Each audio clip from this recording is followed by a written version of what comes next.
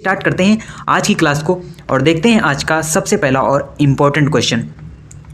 तो आपको यहाँ पर बताना है निम्न में से कौन सा भारत और विश्व का एकमात्र तैरता हुआ राष्ट्रीय उद्यान है, यानी फ्लोटिंग नेशनल पार्क कौन सा है इन चार में। वैसे अगर हम बात करें नेशनल पार्क की तो ये जो चारों नेशनल पार्क हैं ये सभी नेशनल पार्क बहुत ही ज़्यादा इंपॉर्टेंट है और सभी के बारे में कुछ जो फैक्ट हैं वो हम आपको यहाँ पर बताने वाले हैं। तो सबसे पहला जो इसका आंसर सही है वो है C number, Keibul Lamjao national park. तो जो केबुल लामजाओ नेशनल पार्क है मणिपुर में स्थित है और यही भारत और विश्व का एकमात्र तैरता हुआ राष्ट्रीय उद्यान है, यानी फ्लोटिंग नेशनल पार्क है। आप इमेज के माध्यम से देख भी सकते हैं। इस प्रकार से ये जो नेशनल पार्क है ये दिखाई पड़ता है और संघाई हिरणों के लिए फेमस है और ये एक तैरता हुआ राष्ट्रीय उद्यान है। अब हम देखते हैं अदर क्वेश्चंस के बारे में, यानी अदर जो हमारे ऑप्शन दिए हुए। सबसे पहले आता है रामगंगा नेशनल पार्क। तो आप कहेंगे कि ये कुछ नया नया लग रहा है, रामगंगा नेशनल पार्क, ऐसा नेशनल पार्क तो हमने पढ़ा ही नहीं है। तो हम आपको बता दें ये जो रामगंगा नेशनल पार्क है ये जिम कॉर्बेट का नाम बदल कर ही रामगंगा नेशनल पार्क रखा गया है। तो बदला हुआ नाम भी आपको याद रखना है और जब भी आपसे पूछा जाए रामगंगा नेशनल पार्क कहाँ स्थित है तो आपको बताना है ये स्थित है उत्तराखंड में, क्योंकि जिम कॉर्बेट तो आप जानते होंगे बट इसका नाम बदल दिया गया क्योंकि रामगंगा जो नदी है वो इसके बीच से होकर जाती है, इसीलिए इसका नाम रामगंगा नेशनल पार्क रखा गया है। और बात करें तो ये भारत का फर्स्ट नेशनल पार्क है, यानी इसे माना जाता है पहला और सबसे पुराना नेशनल पार्क। और पहले ये फेमस हुआ करता था हेली नेशनल पार्क के नाम से। तो देखिए कई सारे इसके नाम हैं, heli national park, Jim Corbett national park और वर्तमान में रामगंगा नेशनल पार्क भी इसी को कहते हैं। तो आपको ये सभी नाम इसके याद रखने हैं। उसके बाद बात आती है हेमिस नेशनल पार्क, और हेमिस नेशनल पार्क आपका स्थित है कहाँ, लद्दाख में स्थित है और ये भारत का सबसे बड़ा नेशनल पार्क है। तो अगर बात की जाए, आपसे क्वेश्चन पूछा जाए सबसे बड़ा नेशनल पार्क कौन सा है तो वो है हेमिस नेशनल पार्क जो कि लद्दाख में स्थित है। उसके अलावा बात किया जाए सबसे छोटे नेशनल पार्क की तो वो है साउथ बटन नेशनल पार्क और ये है भारत का सबसे छोटा नेशनल पार्क। तो सबसे छोटा, सबसे बड़ा और उसके साथ ही साथ तैरता हुआ, ये सभी जो क्वेश्चंस हैं यहाँ से बन सकते हैं। तो आपको इन सभी क्वेश्चंस के बारे में अच्छी तरीके से याद रखना है। बढ़ते हैं अगले क्वेश्चन की ओर और अगला क्वेश्चन है लद्दाख में मनाया जाने वाला हेमिस त्यौहार किस देवता को समर्पित है।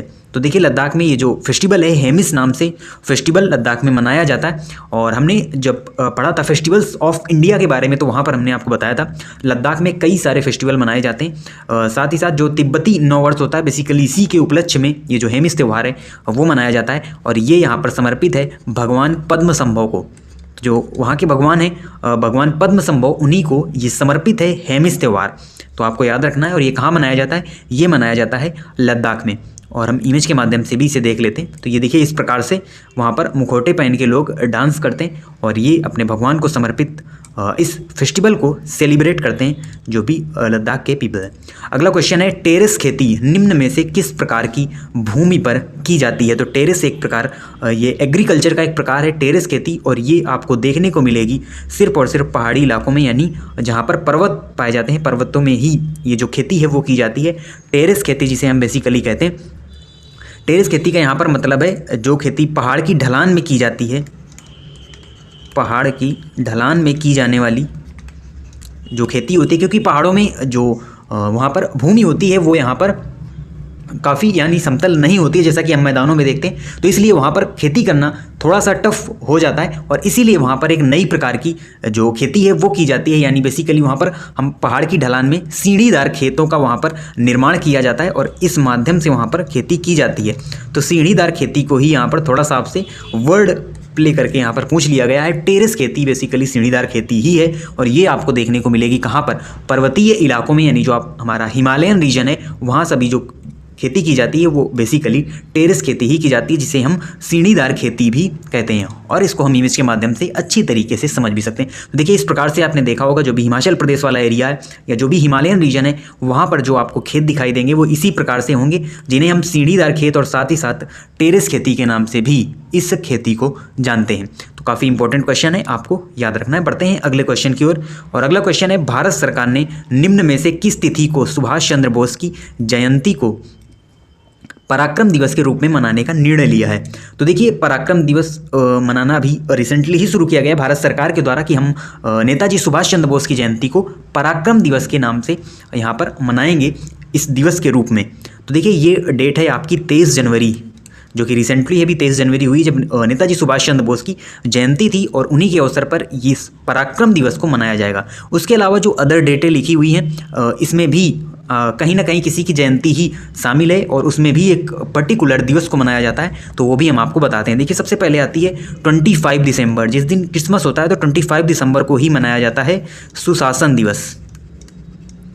तो सुशासन दिवस कब मनाया जाता है? 25 दिसंबर को, और ये बेसिकली है अटल बिहारी वाजपेयी जी की जयंती, जो हमारे प्रधानमंत्री भी रह चुके हैं, पूर्व प्रधानमंत्री अटल बिहारी वाजपेयी जी के जन्मदिन को सुशासन दिवस के रूप में मनाया जाता है। उसके अलावा फिर आता है 12 जनवरी, और ये आप सभी जानते हैं इस दिन मनाया जाता है युवा दिवस, और ये होती है स्वामी विवेकानंद की जयंती। तो स्वामी विवेकानंद की जयंती को हम युवा दिवस के रूप में मनाते हैं। उसके बाद आता है 24 दिसंबर, और 24 दिसंबर को मनाया जाता है किसान दिवस। और किसान दिवस भी किसके उपलक्ष्य में मनाया जाता है? तो यानी इस दिन भी जयंती होती है किसकी? चौधरी चरण सिंह की। चौधरी चरण सिंह की जयंती होती है और इसे किसान दिवस के रूप में मनाया जाता है 24 दिसंबर को। और 23 जनवरी आप सभी को हमने बताया पराक्रम दिवस के रूप में नेताजी सुभाष चंद्र बोस की जयंती को मनाया जाता है। उसके अलावा 5 सितंबर राधा कृष्णन जी की जयंती को शिक्षक दिवस के रूप में मनाया जाता है। बाकी सभी आप जानते ही, यही काफ़ी इंपॉर्टेंट थे। बढ़ते हैं अगले क्वेश्चन की ओर, और अगला क्वेश्चन है सपनों के वैज्ञानिक अध्ययन को क्या कहते हैं? तो देखिए इस प्रकार के जो क्वेश्चन है वो बेसिकली इंग्लिश में आपको देखने को मिलेंगे वन वर्ड सब्स्टिट्यूशन के अंतर्गत, लेकिन आप देख रहे हैं कि यहाँ पर जीएस के अंदर भी इस प्रकार के क्वेश्चन ये एज इट इज पूछा गया क्वेश्चन है एसएससी सीजीएल एग्जाम में, और लास्ट जो शिफ्ट थी एसएससी सीजीएल एग्जाम की उसमें ये क्वेश्चन पूछा गया था, सपनों के वैज्ञानिक अध्ययन को क्या कहते हैं? तो देखिए यहाँ पर जो सही आंसर होगा ओनिरोलॉजी। तो जो ओनिरोलॉजी होता है वो basically scientific study of dreams को ही हम ओनिरोलॉजी कहते हैं। उसके अलावा और भी कई सारे ये बेसिकली जो लॉजी आप देख रहे हैं हिंदी में लिखा हुआ ये इस प्रकार से होता है, जिसका मतलब होता है अध्ययन करना। आप जिस प्रकार से जियोमॉर्फोलॉजी हो गई, कॉस्मोलॉजी हो गई, क्लाइमेटोलॉजी हो गई, यानी जो वायुमंडल है उसका अध्ययन करना, क्लाइमेटोलॉजी, यानी लॉजी जो एक रूट वर्ड है ये जिसके भी पीछे लग जाएगा उसका अध्ययन की बात यहाँ पर की जाएगी। तो देखिए सबसे पहले आता है मॉर्फोलॉजी, और मॉर्फोलॉजी बेसिकली होता है scientific study of words is called morphology. उसके अलावा इंटोमोलॉजी, तो ये होता है साइंटिफिक स्टडी ऑफ इंसेक्ट्स, यानी जो कीड़े मकोड़े होते हैं उनका वैज्ञानिक अध्ययन करना एंटोमोलॉजी कहलाता है। और जो भी वर्ड्स होते हैं, वर्ड्स की जो साइंटिफिक स्टडी होती है, यानी हाउ द वर्ड्स परफॉर्म, यानी वो किस प्रकार से उनका निर्माण होता है, फॉर्मेशन, जो वर्ड्स होते हैं किस प्रकार से फॉर्म किए गए उसका जो अध्ययन होता है, ये मॉर्फोलॉजी के अंतर्गत हम इसका अध्ययन करते हैं। बढ़ते हैं अगले क्वेश्चन की ओर, और अगला क्वेश्चन है पॉलिटी से रिलेटेड। भारतीय संविधान के किस अनुच्छेद के अनुसार संसद को संविधान में संशोधन करने का अधिकार है? तो देखिए संसद के द्वारा कई सारे संशोधन किए गए और समय समय पर कई सारी चीज़ों को संविधान में जोड़ा गया और हटाया गया, उनका सुधार किया गया, अमेंडमेंट किए गए उसमें। तो ये जो अधिकार है वो संविधान में किस अनुच्छेद के अंतर्गत दिया जाता है? तो ये है आपका आर्टिकल 368।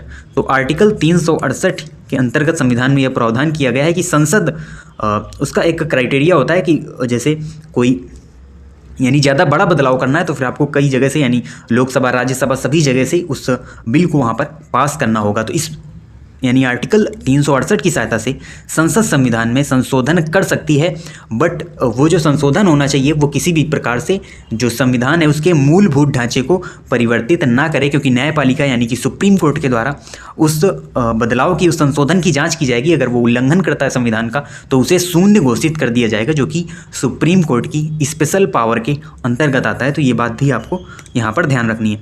बढ़ते हैं अगले क्वेश्चन की ओर, जो कि है बुक्स एंड ऑथर से रिलेटेड। तो यहाँ पर जो एक बुक है the paradoxical prime minister Narendra Modi and his India, इस पुस्तक के लेखक कौन है? तो बेसिकली ये जो पुस्तक है ये लिखी गई है शशि थरूर के द्वारा।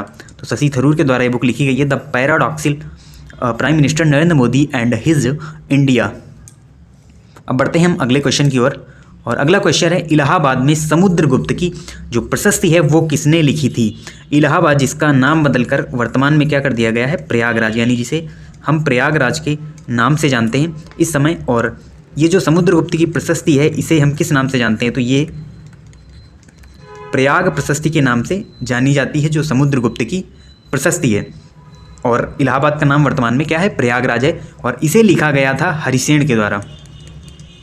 तो समुद्रगुप्त के दरबार में एक कवि हुआ करते थे हरिसेन, और उन्हीं के द्वारा प्रयाग प्रशस्ति लिखी गई थी। और साथ ही साथ अगर हम बात करें समुद्रगुप्त की, तो इन्हें कहा जाता है भारत का नेपोलियन। और हमने जब गुप्त वंश के बारे में पढ़ा तो वहाँ पर आपको हमने बताया था कि जो भारत का नेपोलियन है वो किसे कहा जाता है, तो वो कहा जाता है यहाँ पर समुद्रगुप्त को। और ये समुद्रगुप्त हैं, ये हैं गुप्त वंश के शासक।